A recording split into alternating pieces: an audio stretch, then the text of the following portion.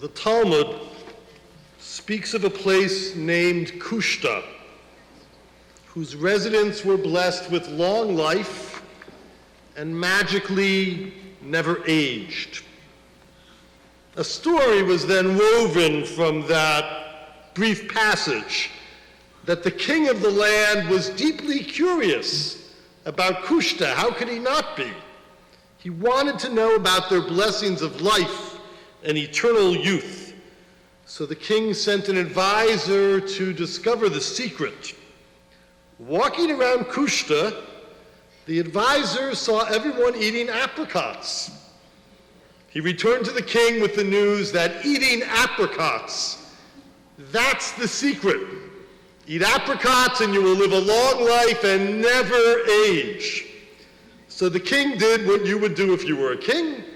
He took several of his advisors, including that one, had them eat lots and lots of apricots over time, and sure enough, they lived a random number of years, and they aged.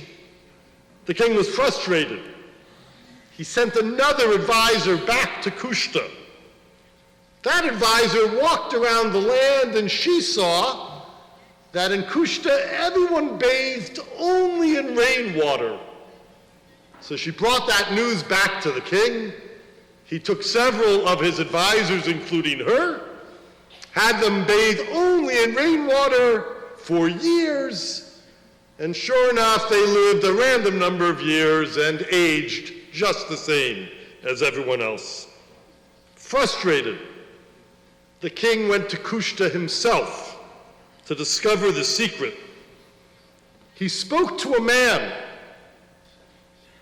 who looked at him into his eyes and told him the secret of Kushta's long life and miraculous lack of aging. No one in Kushta, the man said, did anything other than tell the truth. All day long, every day, they told the truth. The king thought that was crazy. Apricots, rainwater, but truth-telling.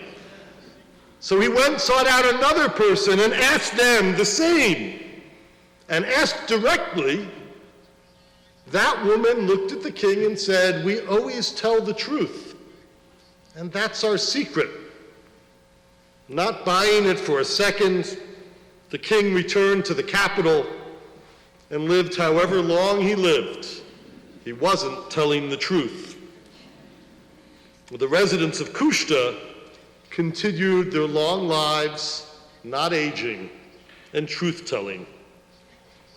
Okay, we know that it is biologically true that while only some people have long lives, everyone ages across their lives. However, it is equally a moral truth that no one should be cut down before his or her own time, violently at the hands of others. No family or community should suffer tragic losses of that nature.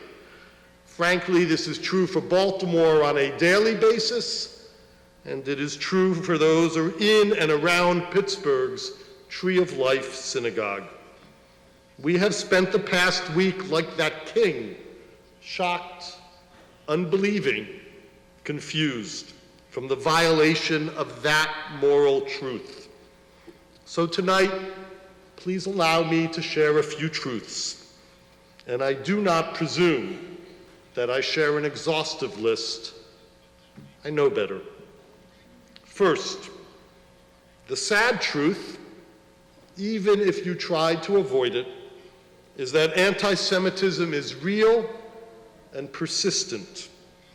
We can't afford to ignore it. Jews and our friends should work to understand its sources, its nature, and its impact, but we can't avoid it. Deborah Lipstadt of Emory University, one of the greatest scholars of anti-Semitism, wrote this week, "Structural anti-Semitism, the kind of anti-Semitism practiced by governments and institutions, is at an unprecedented low. But that is only half the story. Acts of anti-Semitism have increased exponentially over recent years." Deborah Lipstadt reminds us that our attention over these past several years appears to have been on the anti-Semitism of the political left. She doesn't deny that, but this week, she says, has been a strong and painful reminder of the anti-Semitism of the right, especially the extremist right of white nationalism. In the midst of a surge of hate in our land, we should understand that anti-Semitism is fully part of that generalized hate and is also its own bizarre, long-lived phenomenon all by itself. We dare not avoid or ignore the term or its reality amongst our children, our families, our adults. Second, a different kind of truth. We face a pragmatic need for intelligent, prudent, balanced security. We make appropriate choices for our own homes, and so should we for our synagogues and community institutions. Baltimore Hebrew Congregation has already had an active security committee, headed most recently and now by Mark Plisko. It held a special meeting last night to review our procedures and our physical plant. The Baltimore Jewish Council, the Associated, and law enforcement have been and continue to support us in that endeavor. We have taken serious steps over the past years, and we do not consider the situation or our procedures static. BHC can make decisions for ourselves, and in other areas, some of us may also choose to speak out, such as regarding government gun policies. But we are thankful that the extension of that truth is that security involves the off-duty police that we now, for the last year, have in the building. But we are thankful that we are aware that the extension of that truth is that security is not only about off-duty police, walls, and cameras. Long-term security is about what our congregation has always cared about: relationships, societal stability, hope for all. Jonathan Greenblatt, the head of the ADL, clarified the importance of working for ourselves and beyond ourselves.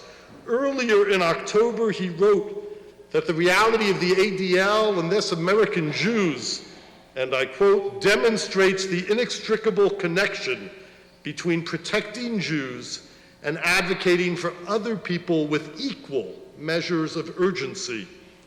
Threats to any marginalized community are threats to every community. This understanding matches our values and approaches. I remind you that BHC participated in Hayas's Refugee Shabbat 2 weeks ago, just like Tree of Life Synagogue did, and we will again next year, I promise you. The work of both the ADL and Hayas are natural and necessary for our community.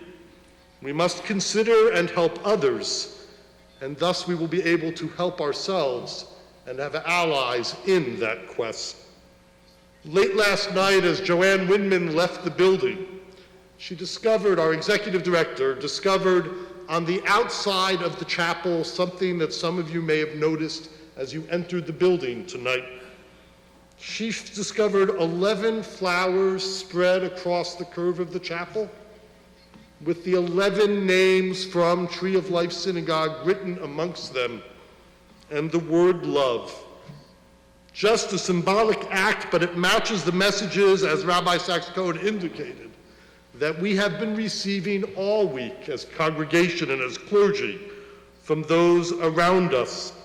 I felt it at the JCC earlier this afternoon when Jewish leaders, government officials, and clergy leaders of other faiths gathered together, organized in part by Howard Libet, the executive director of the Baltimore Jewish Council, and our board member as well.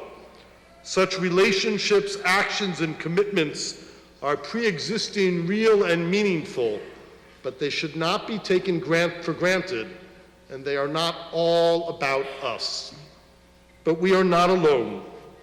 I'd like to invite those who are guests from other faiths to have joined us this evening to please rise for a moment.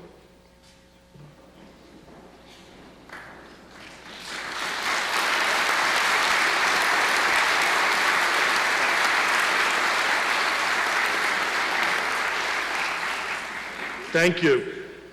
You didn't come here to be recognized, but it was important for us to recognize you as a congregation, a Jewish congregation that involves so many non-Jews in the active life of our community.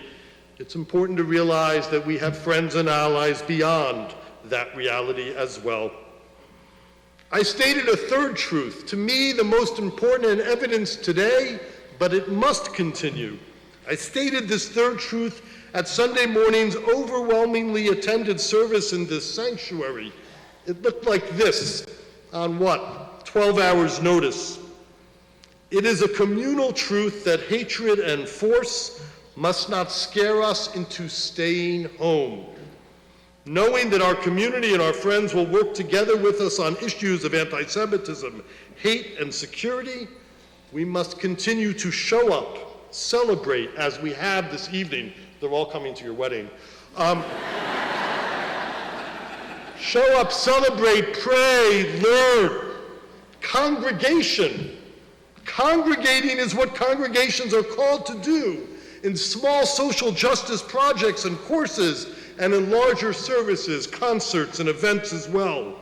Israelis have taught us that after an attack, we must gather in that place over and over again. At least one BHC member who was born and raised in Pittsburgh went home this weekend to that place.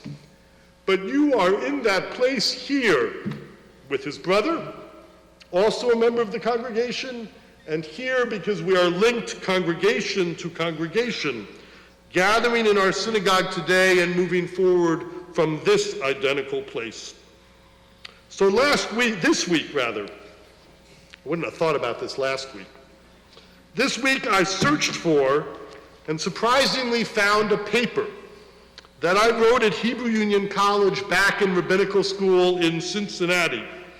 Its title, and I have witnesses, its title is Moving to Pittsburgh's East End, Road of Sholem and Tree of Life at the Turn of the Century. Debbie was ordained just after we got married, and my wife, who was also a rabbi, then took a job at Pittsburgh's Road of Sholem congregation. I commuted weekly for 2 years and then joined her as a rabbi there. Didn't interview for the job, they just liked her enough, they hired me. And we started our careers there for several years, just barely a mile and a half from Tree of Life congregation. I wrote a number of papers drawing on the archives in Pittsburgh because no one else had bothered to look at them from a rabbinic student point of view. So I reread the paper and pondered this week BHC, Baltimore, and Pittsburgh, and all the various congregations. I am struck by the similarity of our cities and realities, despite the fact that 11 years ago, interviewing during football season, the search committee asked me to renounce Pittsburgh. Those of you know that's not the team we're cheering for anyway in my house. But these two cities, like many cities, but these two cities share connected neighborhoods, congregations, families.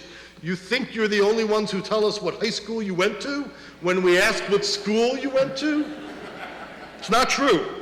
The tensions and connections also across ethnic and religious groups are real and nuanced in both cities. We all share roots in our cities, hopes, humanity, and this week's sorrow. So, since I'm sharing truth, I must quote from Dr. Carla Goldman, then of Hebrew Union College, now of the University of Michigan, in her page-long evaluation of my paper. It's a sermon about truth. Andy, this is a well-documented, clearly presented, interesting, and informative piece of historical research and analysis. I'll skip a few more sentences, because here's the truth. You had some difficulty generating a strong point.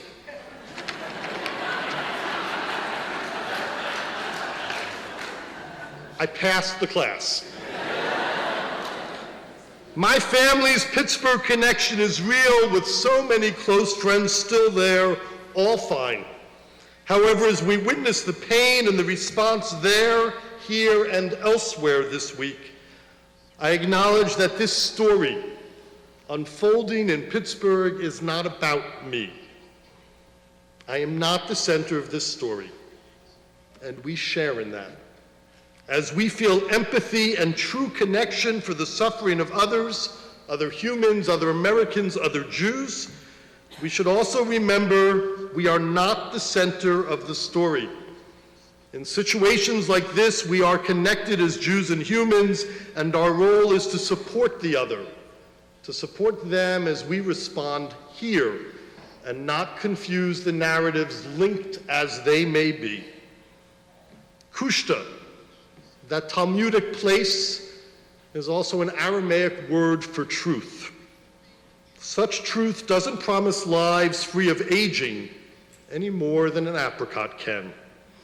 The truth that is called for, though, is for honesty and action regarding anti-Semitism, hate, violence.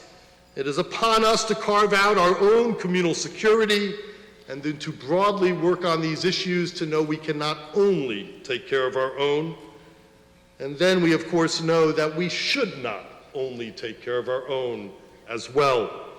It is a truth that is both pragmatic and value-driven, and that's the best moment, when pragmatism and values dovetail one with another. There are more truths to share, but I believe that these are the crucial ones this evening. And so let us speak these truths to each other, embrace those who share them with us, and force them upon those who are living in denial, prejudice, or hate. Amen.